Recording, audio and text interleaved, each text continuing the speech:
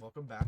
Today, it's a little bit of a different video. Before you guys say anything, yes, this is not plugged in. I felt we are not holding anything in my hands. But, a little bit of a different video here today. Let's get into it because why not? I have a script for this video, but I don't know how much I'll follow it because I'm not really a script person. But we'll try my best. I'll try my darndest. Today we're gonna talk about the man, the myth, the Valorant legend, Joey Winkler, who is also known as Keeoh. So if you don't know who Keeoh is a popular Valorant streamer who is known for his happy attitude and his cool little trampoline setup that he set up when he bought his new house, which was at 23 years old. Little information there. But all of this has helped him get around 500,000 subscribers as of this recording. Personally, he's my favorite YouTuber and my favorite streamer, so I just wanted to talk about where he came from, where he started, where he is now, why I like him more than others. As everyone else had, Keeoh started with nothing. It was like a Clash of Clans base that he started up in 2016. We all know we're here to learn about where he started, not his town hall. Unfortunately, I do want that information. Keeoh, if you see this, please tell me.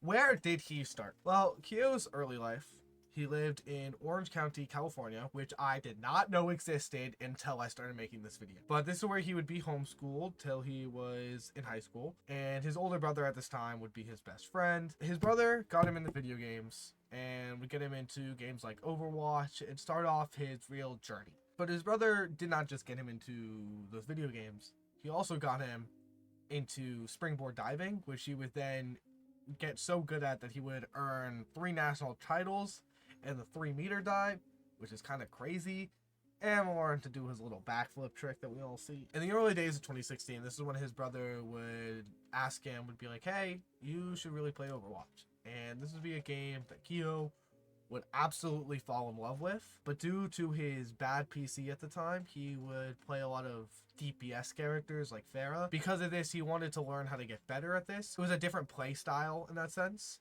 And so he made a deal with himself that if he did learn and get better at this game and hit the highest rank, which was Grandmaster, he could get a better PC. This would be the start of how he would completely change his way of thinking. March 2017, about a year later, he would hit this goal of Grandmaster and start upgrading his PC and all of that. And only a month later, he would start streaming. On April 9th, 2017, he would start streaming to no one. But taking that skill of adapting and learning that he had really learned from playing Overwatch and hitting Grandmaster, he would take that and learn how could he become a better streamer and how could he get people to watch him, which is something I aspire to be like, and I like that dedication in him, and I think that's a really key aspect to his character, and it's nice to see that that was shown even here. How did he show this? So his biggest thing was that when he was starting off, all the way up to 2,000 followers, I think it is, he would do a backflip per follower, which is, I can't do a backflip, so if you do 2,000 of those, that's pretty impressive, because I can't do even a cartwheel, but go you, man. But he started this off, and it was a nice little incorporation of his chat that's like, hey, guys, I'll do a backflip for every follower, and they're like, no, you won't. I'll follow you, let me see, and then he would, and it'd be like, whoa, oh my god! Like a girl at a K-pop concert. I don't know. I thought it was pretty cool. And all this would start to get him to grow and would even get him to affiliate on Twitch, which if you don't know, that's how you start getting subs. It starts getting bits and stuff like that. And that's when he would start switching from going from followers for backflips to subs to backflips. This is all what would really show him that love that he had for content, which I think is cool that he got his love for it at such a young age. And young age is in stream relative to streaming. It was beginning of his streaming career. He's like, man, I really like this, and it's nice seeing how he's evolved with that. After this, Keeoh shortly would leave for college. I forgot what college it was, and I'm not going to try to pronounce it. He would quickly learn that this college life wasn't for him, but he would continue making streams and content, and he would make that switch to Fortnite in late 2017, which a lot of people did after a lot of bad updates to Overwatch, which is understandable. Since he didn't enjoy this college experience that he thought that he would, he happened to lose the love for diving as well, which would lead to a following summer where he would talk to his parents about, hey, I don't want to do internships. I want to work on my streaming. I want to show I'm a good content creator. And despite a little bit of speculation from his parents, because it was a new topic at the time, they sort of were like, yeah, if you want to do that, we'll trust. It's nice seeing the support that his parents had for him. And after this talk, he had the decision to continue streaming full time, but that means that he was going to have to upgrade his PC. So during that start of his PC upgrade, he would spend all the money on everything that he needed, except for the GPU, because he was just going to switch it over. But unfortunately, his GPU would break, and this would lead to him walking to his dad just in tears, begging for help, being like, I need help here. And shockingly, his dad would give him a new GPU as an early birthday present, which would be huge to his career because it would lead to his first host of 20,000 viewers by Tim the Tap Man. A crazy amount of people. And he got that 3 days after his dad got him that new GPU, which is huge. It just shows how big that GPU really was for him and why this is such a huge turning point. Something I didn't add that I wanted to say is that this just wasn't about the GPU, but it was about that his dad reached out and was able to help him, even with not knowing entirely what his son wanted to do. And I think that was such a beautiful show of compassion from his father. And I think that's such a cool thing to see that we don't get told very much. So after that, he would continue to grow. And then TSM and TSM Daquan would be like, hey guys, we got rid of some of the people on our roster. We're looking for some new people. And Keeoh would be like, hey, I'm not bad at this game. Let me try. Because this is during his Fortnite era, so he's pretty solid. He's good sniper. So we uploaded some clips, and it blew up. Oh my god, it blew up. 7,000 likes or upvotes, whatever you call them on Reddit. That's crazy. That's crazy. I had a post get like 6,000 one time. I was excited. But 37,000? But unfortunately, after having 37,000 upvotes or whatever, he didn't get the attention of TSM, which is kind of crazy in my opinion. But he did get the attention of one of the other esports teams, which Keeoh would decide to join one of them, which would be Cloud9. This would let him grow not only as a player in a competitive sense, but also let his name further out during this time in Cloud9. But through the introduction of Season 2, not Season 2, sorry, Chapter 2, as most of us did, Keeoh left. Keeoh left and never looked back at Fortnite because it got bad. His journey wouldn't end for finding a new game until April 2022 with the release of Valorant. With the release of the open beta, Keeoh would relive his favorite part of gaming, which is learning how to be better at the game. So in the short time that the open beta was open, which was less than a month by the way, he would get to Immortal 1, which is like, in terms of how Valorant works, technically it's like Immortal 1, Immortal 2, Immortal 3 Radiant, but it's really the second highest rank, which is kind of crazy to hit in 24 days. He learned how to get better, and then literally like 6 months later, he hit Radiant for the first time, November 20th, 2020. So while we were sitting here playing Minecraft on our PCs during quarantine, Keeoh was hitting Radiant.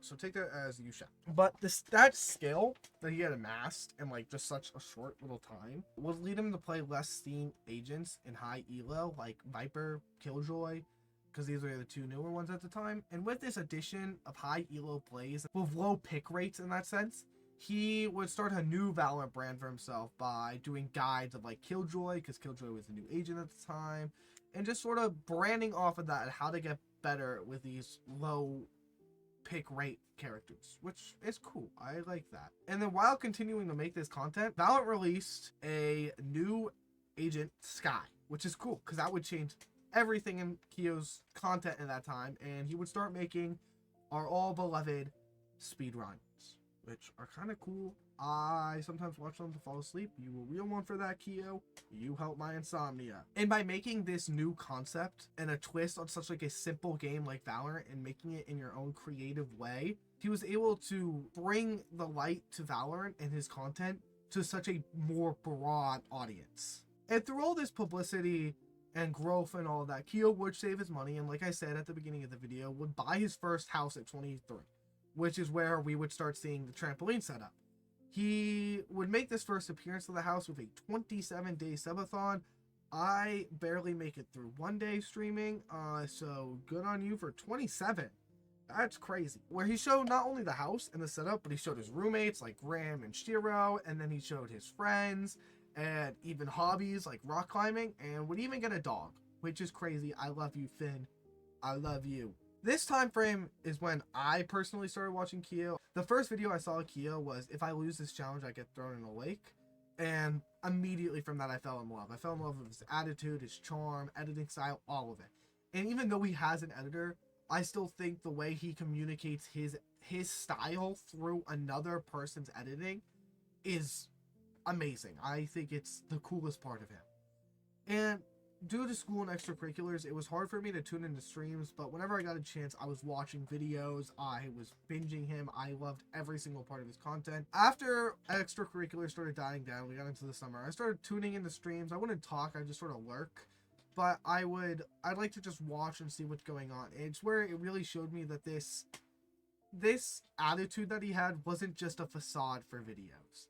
He kept it on all the time during streams, and even through getting really tilted like we just saw during his last Radiant stream where he streamed for like 50 hours, it wasn't like other people where they're cursing out people or being super toxic or like, get out of this game, delete the game. It was very much like a, man, that really sucked, but we'll get him next time. It's such a more positive mental and such a brighter outlook in such like a dark outside, which is, it's nice to see coming from such a toxic community that I came from, like Geometry Dash. It's so nice seeing this positive attitude spread around. That in itself is one of the biggest reasons I love it. It's one of the biggest reasons Keeoh is my favorite streamer and why I believe that he stands out against his competition in that sense.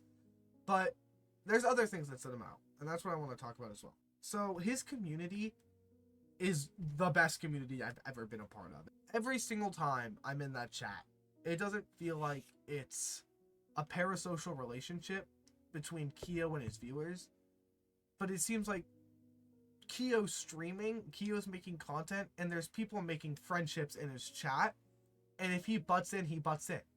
It's sort of like a three-way conversation in that sense. It's two friends and then someone that they like watching, and I think that's the coolest thing. I think that's what makes a community and not a chat, and that's what I like about this chat. I mean, one of the coolest things I saw was even during the times Keeoh was sleeping during his streams, people were still in there chatting to each other, chatting to the mods that were talking in voice chat, watching the videos. I think that's cool.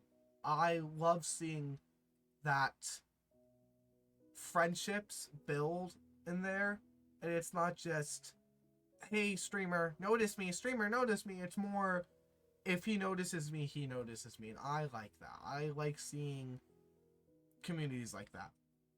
But you can have a chat like that and it can still be bad because of hate. But I love how well the mods work to mitigate the hate, to mitigate everything negative in there, and that is what really stands it even farther apart. That doesn't just stop there. We all know it doesn't just stop there. These mods are some of the best people you will ever talk to. I mean, Amar, one of his mods, is amazing.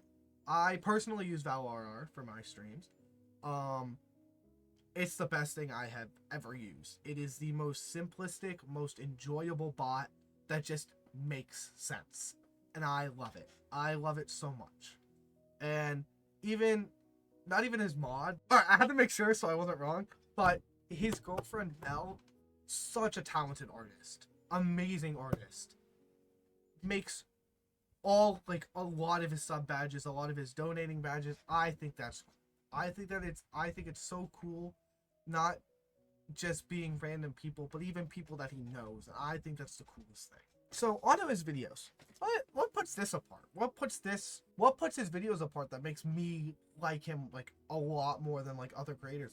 I would just say his styles and ideas that he has, and that standard that he holds on his videos. Every video you see of him is going to be high quality. It's going to be amazing. It's going to be something that you see that he really does care about, which I think is really cool. I appreciate when creators aren't just trying to create videos to create videos, but trying to create videos to show what they are capable of.